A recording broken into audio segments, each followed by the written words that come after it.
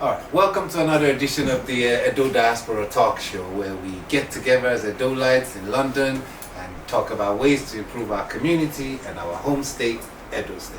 With me this evening, I have fresh guests. To my right, Uncle, how are you? Introduce yourself, please. Hello everyone, my name is Solomon Okorua.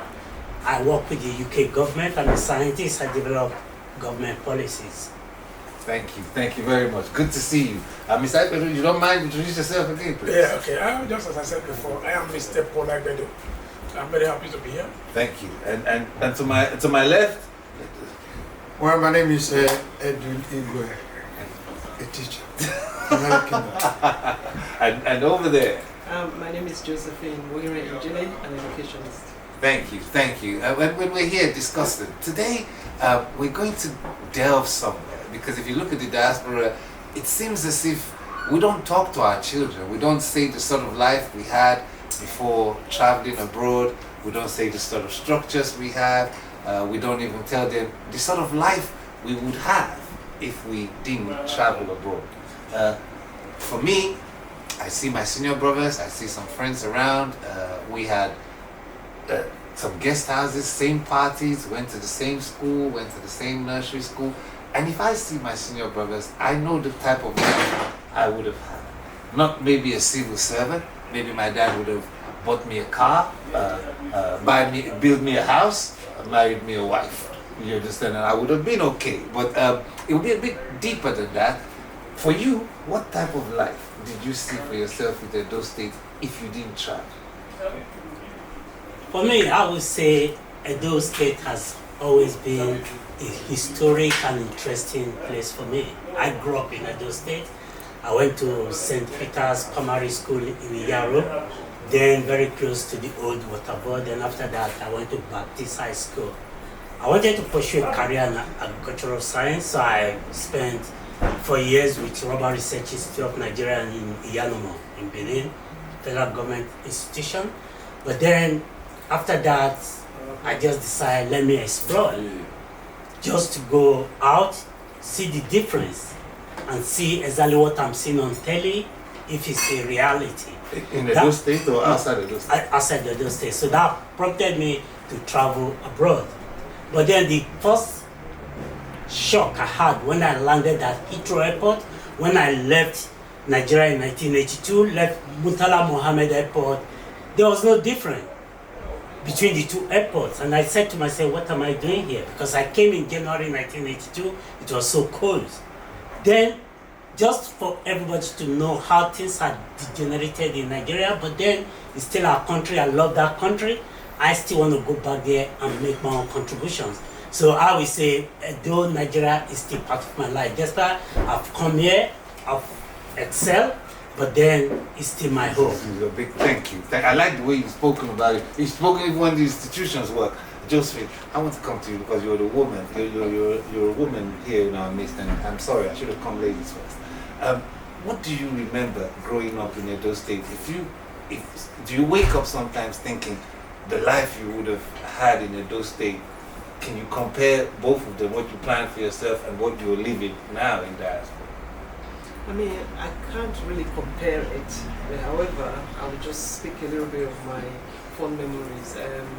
The primary school I went to, I had so many friends, and even our parents were friends as well. So it was kind of like a very small community school where every parent knew each other. And up till now, even as I have traveled down now to London, living in London, I still meet those friends, and those parents are still very good friends to each other. You know, so the memory is really long. If I have to sit here and talk about it. No, but the sense of community was there. Yes, it was.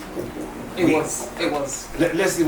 Let's talk in terms of structures. Not like the structures from the government. Social structures were there. Like we had clubs, we had social evenings, yes. We had ways to meet. And you were part of that. I was part of that. Did you miss all that when you came to this country? I did. Good. I don't want you to say everything at once. So let me come to Edwin. Edwin, you grew up in Edo State. What's your memory? Well, it was a very sweet memory. Benin City and Sapland, I grew up.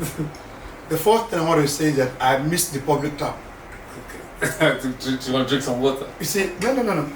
You see, when we were growing up, there's what we call public tap. And we all meet in the public tap. Yes. Where we call the Ajebota, where we call Ajepako. You guys have to be very. I'm sorry I have to say it the way it is. No, you have to. When we meet up in the public tap, you know, first come, first serve, Yes. and at times the stronger ones between the distance and all that. And then, it's a shame, like what my brother was saying, that it's a shame those structures are no longer there. There's no meeting point for these children. And the other point is that, because I'm a village boy, grew up born in the village, raised in the west, some part of Nigeria where I started my primary school. Came back to Benin City, then explored Benin City and Sapling. So all these things are there. There's another thing again, the street football. You know, those days, there was no these houses, you build houses, your wall is covering your fences. Even in GRA, just no fences. I never saw all these high fences. So we could play football from one place to the other. When it is evening, then you remember that you have to go. Yes. There was a kind of communal living. And if one of person have a football, and if that person had to make the choice first, it was fun. Yes. There was we were not restricted in terms of growing up. So there was in secondary school, we have quiz competition, we have inter-house sports, we have all those kind of things. We have children made day, we look forward to it. Good. We have cooking rice on those days and they change the school. You see, those things were not there again. In particular, especially that public tap. I'll come back to it. We all meet up there. In Ubo, we have, I can see where it is. In Saple, we have it in Mejabowe Road. You see, I do daytime. So we all meet there at that point. So you see, all those things were not there. So till now, I see some of my brothers and sisters That you met they were still there. at the top. Even some of them are retired generals. I will say, go, let me first come here. Things like that. You miss Okay. them. So Nigeria has at least those public facilities are no longer there. I like, because coming. Mr. Agbedo, what is your own memory? Not the public tap. Yeah. There are a lot of memories to think about, even back home. Mostly people that, people that went to school before the 80s, people that left school around 80s. So they were still enjoying a lot of things back home. You're one of them? In Africa. I'm not one of them. Okay. So they know what they enjoy. At that time, I could remember when you finish your secondary school, people that went to teacher training college, you are given a car, for yourself. You are a teacher, you have been employed and all these things. But after the 80s, when in the 90s, we saw different things. That even when you finish your university, you are just out there, as if you've not gone to a primary school. So, in terms of employment and all that things, all these infrastructures, many of them were dilapidating and they were not repaired. You are talking about the tap water. That type of water in the 90s, it wasn't there anymore. No. It wasn't there. Everything just, people that grew up in the 90s, they didn't see tap water at all. Or electricity. Yeah, or electricity. So everything, all these things, everything was not there anymore. So we didn't have any chance rather to come over here. And what we saw here, of course, it is when you live here for a long time that you now discover that there's no more difference apart from the economic aspect of it, that you are better off. Yes. Okay, good. I like that. You know why I was asking this? Because when we came here, we were all just classed, regardless of your background, regardless of your community. Everybody became, may I use the better phrase, a hustler. And no matter what your background is, you were alone, you never had any community, you never had anything. I'm going to come again with you, Mr. Solomon. Or better yet, I don't know, say Joseph. How are we coping now away from home, trying to build again? Like, we have a lot of divorces, I'll go there, because I think all the stuff we're giving, all the community life, all the togetherness, like you have people who have come from polygamous homes, and you have people who have come from close-knit families. My dad has 5 wives, your mom had just you and your brother. When you came to Diaspora, you grew up in an area where there was communal living, and you meet up with somebody that has totally different background. How have we coped just dropping us here? Do you miss the Benin? Do you think the cost of where we've come from, we cannot get that again? It's finished. I mean, it's totally different from back home and then coming here. We're finding out now. Yeah. No. Yeah, that's what I'm saying. It's totally different. I mean, we can't even compare what the world is now to what it was then. We have technology has overtaken science, everything. So coming back to your question, I would say it's not an easy ride now if anyone is relocating or coming from home. Yeah. Because of what we know. Because of what we know now. Yeah, because of what we know now, and because of obviously the way the world has evolved. Yeah. I like what you say. Edwin, you correlate what we had in Edo State, the way we grew up, and where we are in England, because we don't talk to our children. We don't tell our children, the life we have, what's happening today. How would you reconcile it? That's why I let you first of all talk to say this is what I had in Edo State and this is what's going on today. What is missing here is there's a cultural differences here. Here is every man to himself. Not like that. But back home, let me just give you a typical example. I like living. Yesterday I said that we were in Oxford to lay my cousin's wife to rest. But as a community, I think we just by himself and his daughter alone. Proud the burial, even. Except some of us have to go. But if it happened back home, we still go to see community living. It's not here. That's what I miss the most. No community support. There's no community support. If this person is going to work, or the other person is coming in, you're back home, you get all the necessary support that you need to pass through these things. But here, it is every man to himself. But mind you, Nigeria is fast going to that point. Yes. With the fencing of the houses. Now, I like what you just said. Mr. Korwa, you see, when you take away the community living, and if you hear Josephine, I think we're just finding out, where we're at. But for you, how have you coped? You see, the challenges here is the struggle. It's extreme. Because one thing that resonates with me, what Edwin just said, was the communal way of life. Because one thing I really miss when I was growing up in Edo State, in Benin, is especially Christmas period. Christmas period, there's no gates, there are no fences. People cook, they leave their door open. We just go from house to house. Then you see the masquerading, the ekpo, the laga. Those coming beautiful life. But when you come here, even when you try to relate to your fellow Edo people, when you're free, they're busy. The challenges here to make ends meet is really the killer of our culture in this society. It's not the society that's killing the culture of the Edo people we brought here, but the struggle for survival is the real killer. Because I like what you say, but I don't know whether it's because we cannot.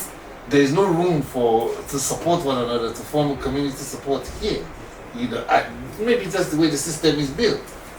Not really being the system built, but the disparity. For example, I travel all the way from Middlesex to come here.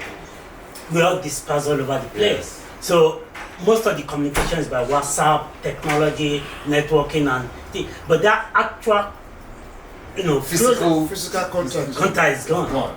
That's why we're losing. We're finding out. Mr. Agbedo, for you, how's it? I think it is not the disparity that really matters here. Because that communal spirit, with the people from Edo State, we still have it. It doesn't mean, because the word doesn't mean anything. It is you hit the nail on the head. It is the way things are, our ways of living, the way the system is structured. People don't have time. That is it. They don't have the time. If you are free and working, if the other one is working, the other one is free. So it's not that they don't have that community spirit. They have it. People are still in organizations. And these people, they still meet and they do things together.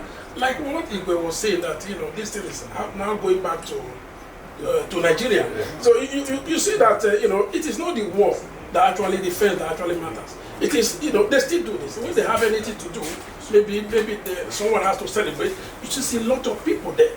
People are present. You're going to be driving at people from any celebration. Yes. Even those that you are not, that are not invited, people come there. So it is not defense. It is that communal spirit or that community spirit that actually we have it there. But our schedules, our work will not allow us to do it. But another thing we do it because you need to have time for what you want to do. If you want to crave time for something, if you love doing something, of course you definitely meet at that time and you can do what you want to do. I like it, and I want to go with one set of questioning here. Josephine, is it finished? You hear Mr. Edo say it can still be done. That we still have it in us, as Edo people. We like communal, we like community gathering. For you, is it possible to find more time? It could be possible. I mean, if we all work together as one, yes, it will be possible.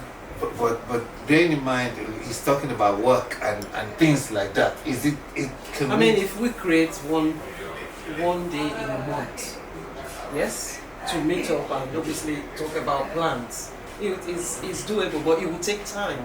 Because now we've left it for so long, and now we're talking about it. It will take time, but it's doable, but it will take time.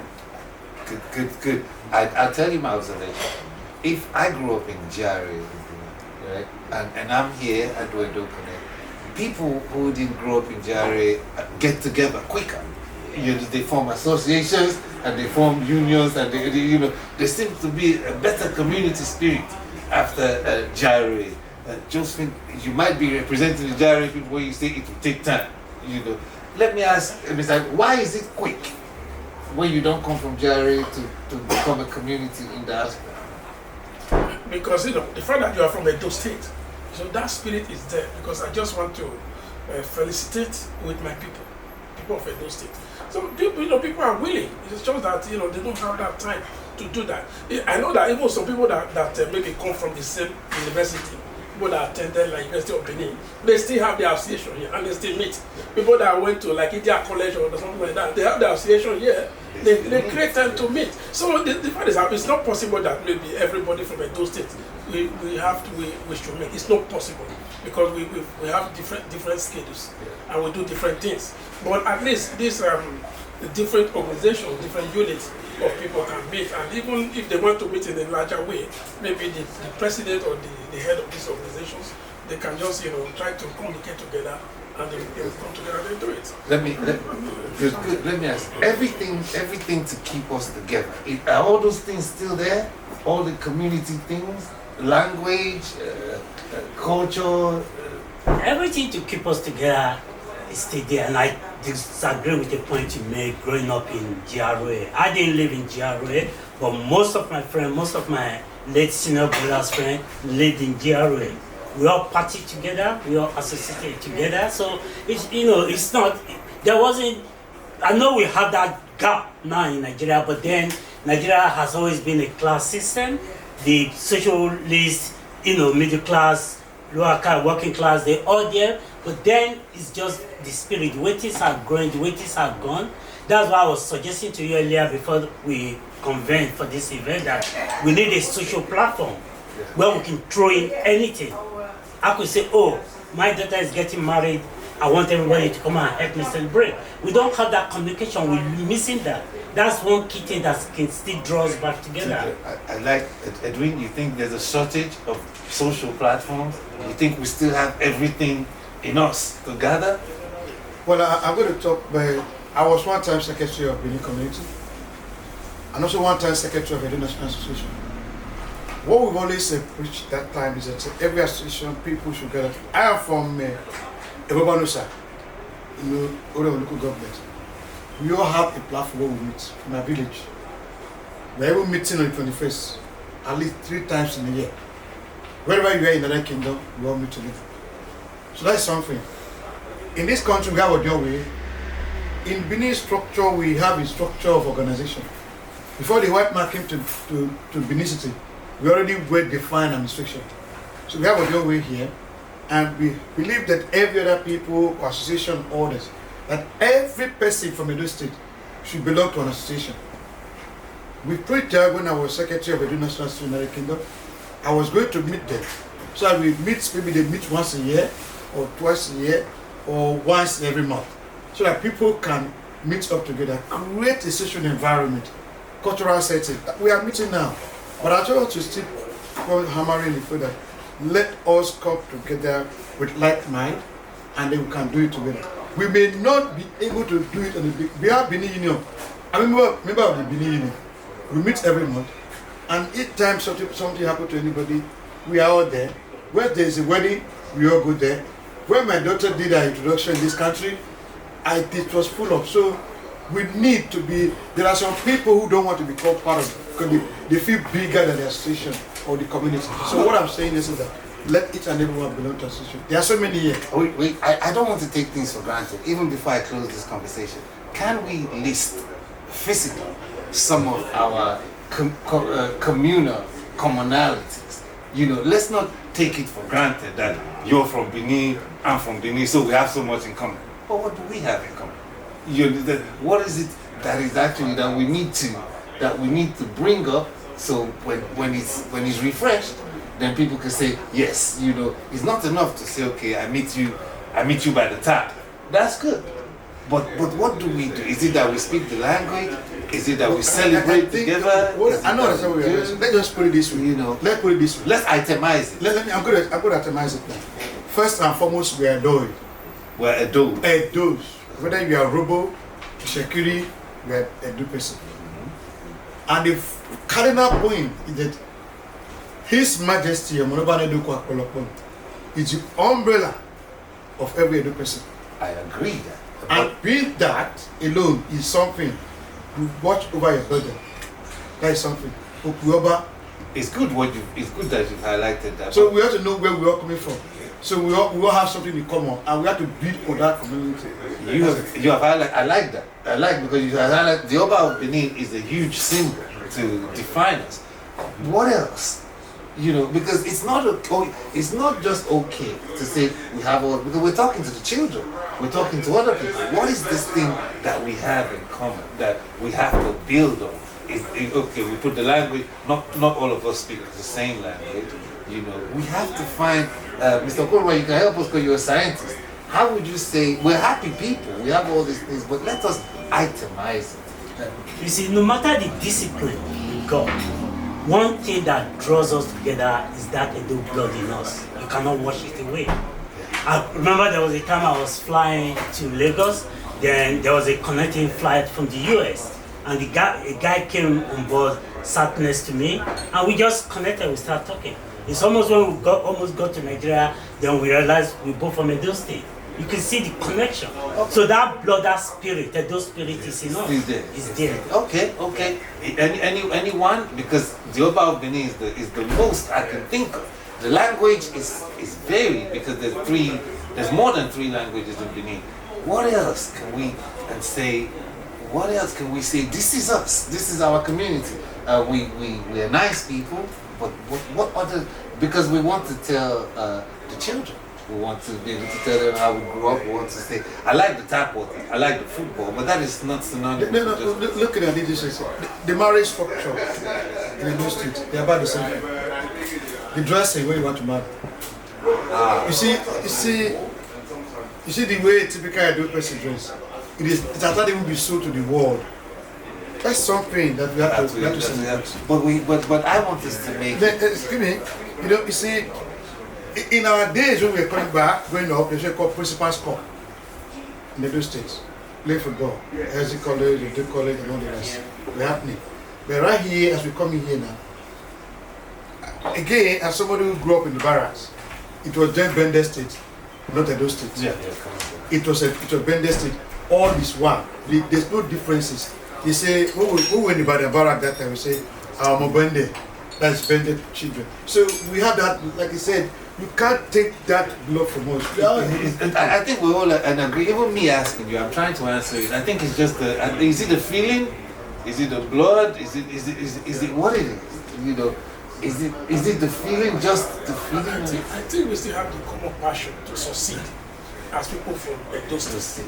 Because, for instance, if we're going to talk about politics, the government, we have to, because we want to succeed. We know that, this is just a microcosm of what is happening. What we do here in the Diaspora is a microcosm of what is happening in Edo State. We want to succeed. Every one of us in Diaspora, anything that happens there affects us. Yeah, we have it.